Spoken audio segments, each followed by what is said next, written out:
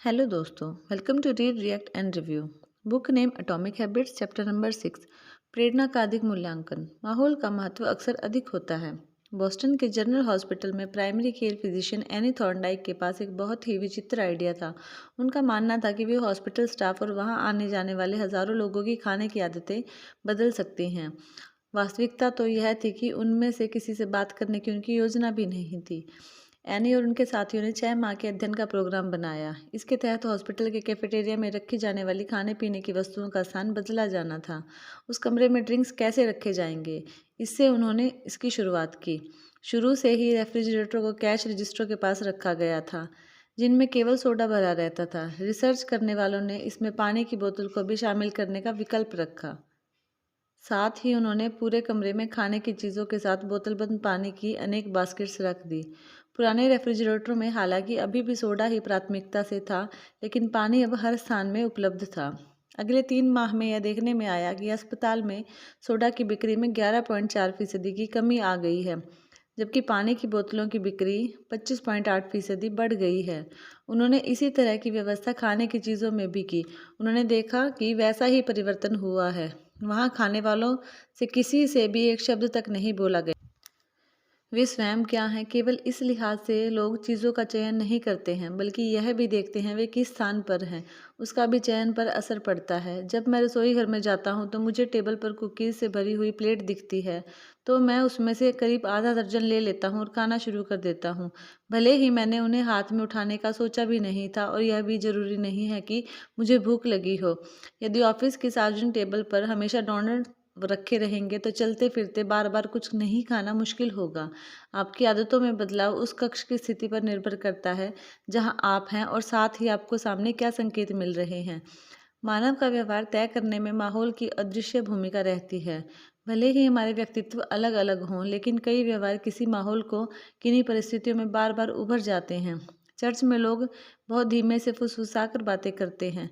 अंधेरी सड़क पर लोग सतर्क व सुरक्षित होकर चलते हैं। इसी तरह से बदलाव का सबसे आम स्वरूप भीतरी ही नहीं बाहरी भी होता है। हम अपने आसपास की दुनिया से बदल जाते हैं। हर आदत प्रसंग पर निर्भर करती है। मनोवैज्ञानिक कुर्ट लेविन ने 1936 में एक सरल समीकरण लिखा था, जिससे एक दमदार कथन बनता है, एक माहौल में व्यक्ति का व्यवहार ही व्यक्ति का कार्य होता है। लेविन के समीकरण को व्यवसाय में परखने में ज़्यादा समय नहीं लगा। अर्थशास्त्री स्टर्न ने 1952 में एक असाधारण व्यवहार का उल्लेख किया। उन्होंने इसे सुझाव के आधार पर खरीद का नाम दिया। यह तब होता है जब कोई खरीदार किसी प्रोडक्ट को पहली बार देखता है और उसकी आवश्यकता के बारे में सोचता है। दूसरे शब्दों में, ग्राहक कभी कभार इसलिए उत्पाद नहीं खरीदता कि उसकी इच्छा होती है, बल्कि इसलिए भी खरीद लेता है कि उसे ग्राहक के सामने बहुत अच्छे से पेश किया गया होता है। उदाहरण के लिए, ज़मीन पर रखी हुई चीज़ों की बजाय आंखों के स्तर पर रखी जाने वाली चीज़ें अधिक खरीदी जाती हैं। इस कारण से आप देखेंगे कि जो महंगे ब्रांड हैं, स्टोर की अलमारी में वहाँ रखे जाते हैं जहाँ पहुँच आसान हो, क्योंकि उनसे अधिक लाभ होता है, जबकि उनके सस्ते विकल्प वहाँ रखे जाते हैं जहाँ स्टोर में पहुँचना भी आसान नहीं होता। खुदरा विपणन के गलियारे के अंत में रखे उत्पाद प्रदर्शन पटल के लिए भी यही सही है। कई बार ये दुकानदार के लिए पैसा बनाने का जरिया भी होता है, क्योंकि उनका स्थान स्पष्ट रहता है और वहाँ लोग अधिक आते हैं। उदाहरण के लिए, कोका कोला की 45% बिक्री गलियारे के अंत में रखे उत्पाद प्रदर्शन पटल के रैकों से ही होती है। लोगों को जब पता होता है कि यह चीज़ वहीं पर मिलेगी, तो वस्तु या उस सेवा के लिए लोग ज़्यादा प्रयास करते हैं। लोग बड लाइट पीते हैं क्योंकि वह हर बार में मिलता है। स्टारबक्स इसलिए जाते हैं क्योंकि यह हर कोने में है। हम ऐसा सोचना पसंद करते हैं कि हम नियंत्रण में हैं।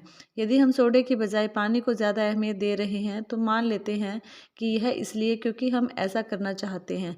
हालांकि सच यह है कि ऐसे कई कार्य प्रतिदिन किए जा रहे होते हैं जो कि उद्देश्यपूर्ण या पसंद के नहीं होते, बस ये सर्वाधिक स्पष्ट विकल्प होते हैं इसलिए हो रहे हैं। दुनिया की अनुभूति करने और उसकी समझने को हर जीव का अपना अलग तरीका होता है। गिद्ध लंबी दूरी तक देखने की दृष्टि रखता है। सांप अपनी बहुत ही अधिक संवेदनशील जीभ से हवा का स्वाद चखकर सूंघ सकता है।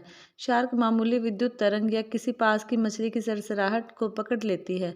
यहाँ तक कि बैक्टीरिया में बहुत छोटी छोटी सेंसरी कोशिकाएं होती हैं जो उन्हें पर्यावरण में शामिल दूषित रसायन को पहचानने में मदद करती हैं। मानव संवेदी क्षमताओं में सबसे ज़्यादा शक्तिशाली आँखें होती हैं। मानव शरीर में 110 लाख संवेदी रिसेप्टर होते हैं।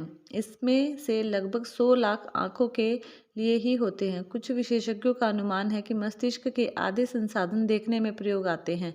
हम अपने संसाधनों में दूसरों से तुलना में आँखों पर अधिक निर्भर करते हैं। इससे आश्चर्यजनक रूप से नहीं देखा जाना चाहिए, क्योंकि आँखों से जो संकेत मिलते हैं वह हमारे व्यवहार के सबसे बड़े उत्प्रेरक रहते हैं। इसी कारण से आप मामूली सा भी बदलाव देखते हैं तो आपके व्यवहार में अंतर आ जाता है। इसके चलते आप सोच सकते हैं कि उत्पादक संकेतों से भरे हुए वातावरण में रहना और काम करना बहुत महत्वपूर्ण रहता है, तथा वातावरण अनुत्पादक संकेतों से मुक्त होना चाहिए। इस संदर्भ में एक अच्छी खबर है, आपको अपने आसपास के माहौल का शिकार नहीं होना होगा, आप इसकी रचना करने वाले भी हो सकते हैं। सफलता के लिए आसपास के वातावरण को कैसे तैयार करें?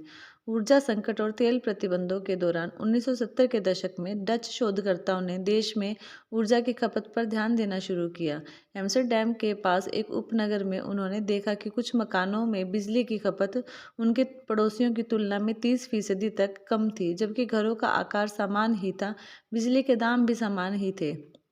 उन्होंने सभी घरों में जाकर देखा, वहां उन्हें कुछ सामान्य मिला। अंतर था कि केवल इलेक्ट्रिक मीटर लगने के स्थान में कुछ इलेक्ट्रिक मीटर घरों में नीचे तलघर में लगे हुए थे, कुछ घरों में मीटर सीढ़ियां चढ़कर हॉल की तरफ जाने के रास्ते में लगे थे। जिन घरों में मीटर प्रमुख रूप से ऊपर लगे थे उनमें बिजली खपत कम थी। जब उनकी बिजली का उपयोग स्पष्ट था और उस पर नजर रखना आसान था तो उनके व्यवहार में अंतर आ गया। हर आदत एक संकेत से आरंभ होती है। हम उन संकेतों पर अधिक ध्यान दे पाते हैं जो सामने दिखते हैं। दुर्भाग्य से जिस वातावरण में हम रहते हैं और काम करते हैं वह अक्सर यह तय कर देता है कि हम वहाँ कुछ व्यवहार नहीं कर सकते, क्योंकि वहाँ ऐसा कोई स्पष्ट संकेत नहीं होता जो कि हमारे व्यवहार को तय कर सके। यदि गिटार किसी अलमारी में बंद करके रखा है तो उसकी प्रैक्टिस करना आसान नहीं है। तब पुस्तक पढ़ना भी आसान नहीं रहता जब वह गेस्ट रूम के कोने में एक अलमारी में रखी हो। यदि पेंट्री में विटामिन आपकी निगाह के सामने नहीं है तो उन्हें ले पाना आसान आदत नहीं बन सकेगा। जब भी आदत को बनाने वाले संकेत बहुत महीन या छिपे हुए होते हैं तो उनकी अनदेखी आसानी से हो जाती है। स्पष्ट दिखाई देने वाले संकेत तुलनात्मकता रूप से एक आपका ध्यान इच्छित आदत की ओर खींच सकते हैं। एम्स्टर्डम में स्किलफोल एयरपोर्ट पर सफाई स्टाफ ने हर यूरिनल के बाहर मक्खी के आकार का एक छोटा सा स्टिकर लगा दिया। इससे इन लोगों के तरीके में सुधार आया। यूरिनल के बाहर मूत्र करने के मामलों में गिरावट आई। बाद में यह विश्लेषण में देखा गया कि स्टिकर मात्र से बाथरूम की सफाई की लागत में हर वर्ष 8% की गिरावट आई। मैंने स्वयं अपने जीवन में स्पष्ट संकेत की शक्ति को अनुभव किया है। मैं स्टोर से सेब खरीदता था और उन्हें रेफ्रिजरेटर के नीचे वाले खंड में रखकर भूल जाता था। कुछ समय बाद जब याद आता था तो वे खराब हो चुके होते थे। चूंकि मैंने उन्हें देखा नहीं तो मैं उन्हें खा भी नहीं सका। धीरे धीरे मैंने खुद ही समझकर वातावरण को बदलने की ठानी। मैंने एक बड़ा बाउल खरीदा और उसे किचन की टेबल के मध्य में रख दिया। अगली बार से मैंने सेब खरीदे और उन्हें ऐसे स्थान पर रखा जहां मैं उन्हें देख सकता था। जैसे कोई चमत्कार हो गया। मैंने हर दिन कुछ सेब खाना शुरू कर दिए, क्योंकि मैं उन्हें अब देख सकता था जो पहले नहीं देख पाता था। यहाँ कुछ उपाय हैं जिनसे आप अपने वातावरण को सुधार सकते हैं और अपनी वरीयता वाली आदतों के लिए संकेतों को ज़्यादा स्पष्ट कर सकते हैं। यदि आप हर रात को अपनी दवा लेना याद रखना चाहते हैं तो अपनी गोलियों की बोतल को बाथरूम के काउंटर में नल के पास ही रखें। यदि आप गिटार का अभ्यास ज़्यादा बार करना चाहते हैं तो अपने लिविंग रूम के बीचों बीच गिटार रख दीजिए। यदि आप लोगों को धन्यवाद भेजना चाहते हैं तो आप अपनी डेस्क पर इस नोट की स्टेशनरी रख सकते हैं। यदि आप अधिक पानी पीना चाहते हैं तो पानी की कुछ बोतलों को हर सुबह अपने घर में उन स्थानों पर रख दीजिए जिन स्थानों पर आप अधिक जाते हैं। यदि आप किसी आदत को जीवन का बड़ा हिस्सा बनाना चाहते हैं तो अपने माहौल में उसके बड़े संकेत रखें। सबसे अधिक दृढ़ व्यवहार में कई संकेत होते हैं। सोचिए कितने कारणों से सिगरेट पीने वाला इसके करने के बहाने ढूंढ लेता है, जैसे कार चला रहे हैं, मित्र को ऐसा करते हुए देख रहे हैं, काम के बोझ से परेशान है आदि। यह रणनीति अच्छी आदतों के लिए भी इस्तेमाल की जा सकती है। अपने आसपास के वातावरण में ऐसे लक्षण रखें कि दिन में आदत बार बार याद आ सके। यह तय कर लें कि सर्वश्रेष्ठ चुनाव हमेशा स्पष्ट रहे। बेहद फैसला लेना तब आसान और स्वाभाविक रहता है जब अच्छी आदतों के संकेत आपके समक्ष होते हैं। आसपास के वातावरण में बहुत ताकत होती है। सिर्फ इसलिए नहीं कि वह उसे प्रभावित करता है कि हम दुनिया में कैसे संबंध होते हैं, बल्कि इसलिए भी हम ऐसा कर सकते हैं और हम कर पाते हैं कि अधिकांश लोग तो इस दुनिया में खोए रहते हैं जो दुनिया अन्य लोगों के लिए उन्होंने बना रखी है। लेकिन आप इसमें गुंजाइश निकाल सकते हैं, जहां आप रह रहे हैं या काम कर रहे हैं वहां पर परिवर्तन करके अपनी सकारात्मकता के संकेतों को बढ़ाकर नकारात्मकता के संकेतों को कम कर सकते हैं। माहौल डिज़ाइन करके आप जीवन का नियंत्रण अपने हाथ में ले सकते हैं और अपने जीवन के निर्माता बन सकते हैं। अपनी दुनिया के सृजक बनिए, मात्र उपभोक्ता नहीं। संदर्भ ही संकेत होता है। किसी आदत को शुरू करने वाला संकेत बहुत विशेष हो सकता है, लेकिन कुछ समय बाद आपकी आदत इतनी ज़्यादा हो जाती है कि यह सिर्फ एक लक्षण से ही नहीं बल्कि व्यवहार के आसपास के संदर्भ से भी जुड़ी होती है। उदाहरण के लिए, कई लोग सोशल पार्टी में शराब पीते हैं जबकि अकेले होने पर नहीं पीते। इसमें लक्षण सिर्फ एक संकेत नहीं बल्कि पूरी स्थिति है। अपने दोस्तों को देखते हैं जो ड्रिंक्स का ऑर्डर दे रहे हैं, बार में संगीत सुन रहे हैं अथवा नल में बियर आती हुई देख रहे हैं। घर, कार्यालय, जिम में हम मानसिक रूप से अपनी आदतों को स्थान के अनुसार अनुमति दे देते हैं जिससे वे उभरती हैं। हर स्थान कुछ आदतों और रूटीन के साथ संबद्ध हो जाता है। आपकी डेस्क पर मौजूद सामान, किचन के काउंटर पर रखी चीज़ें या शयन कक्ष में रखी हुई चीज़ें के साथ आपका विशेष संबंध बन जाता है। हमारा व्यवहार किसी स्थान पर रखी किसी वस्तु से परिभाषित नहीं होता, वरन हमारा उससे क्या संबंध है इससे होता है। वास्तव में यह व्यवहार पर वातावरण के प्रभाव के बारे में सोचने का उपयोगी तरीका है। आसपास के पर्यावरण में वस्तुएं भरी हुई हैं, इस तरह से सोचना बंद कर दीजिए। आप अब इससे के संबंध में जानना चाहेंगे और आरंभ कीजिए। उन बातों के बारे में सोचिए कि आप अपने आसपास के स्थानों में किस तरह से संवाद स्थापित कर सकते हैं। किसी युवती के लिए उसका सोफ़ा वह स्थान है जहां वह हर रात 1 घंटे पढ़ती है। किसी अन्य के लिए सोफ़ा ऐसा स्थान है जहां बैठकर वह टीवी देखता है और काम से आने के बाद वहां बैठकर आइसक्रीम खाता है। अलग अलग लोगों के लिए इसे लेकर विभिन्न स्मृतियां होती हैं और इस तरह के अनेक आदतें किसी स्थान से संबंध रखती हैं। अच्छी खबर क्या है, आप किसी विशेष आदत को विशेष संदर्भ से जोड़ने के लिए स्वयं को प्रशिक्षित कर सकते हैं। एक अध्ययन में वैज्ञानिकों ने अनिद्रा रोग से पीड़ित लोगों को निर्देश दिए कि वे जब थक जाएं तभी बिस्तर की ओर जाएं। जब तक नींद न आए तब तक उन्हें किसी और कमरे में बैठने के लिए कहा गया। समय के साथ साथ बिस्तर का संबंध उनके नींद आने से जुड़ गया और फिर उनके लिए बिस्तर पर चढ़ते ही नींद आ जाना आसान हो गया। उनके मस्तिष्क ने यह सीख लिया कि फ़ोन पर ब्राउजिंग करना, टीवी देखना और दीवार घड़ी की ओर लगातार देखना ही नहीं बल्कि नींद ही एकमात्र क्रिया है जो उस कमरे में होती है। संदर्भ की ताकत एक अहम रणनीति भी बताती है। नए वातावरण में आदतों को आसानी से बदला जा सकता है। नया वातावरण उन सूक्ष्म लक्षणों और संकेतों से बचने में मदद करता है जो आपको वर्तमान आदतों की ओर मोड़ते हैं। आप किसी नए स्थान पर जाइए, जैसे कोई अलग कॉफ़ी शॉप, उद्यान में कोई अन्य कुर्सी या कमरे का वह कोना जहां यदाकदा ही जाते हैं, वहां जाइए और एक नया रूटीन बनाइए। प्रतिस्पर्धी संकेतों में नई आदत बनाने की बजाय इसे नए संदर्भ में बनाना आसान होता है।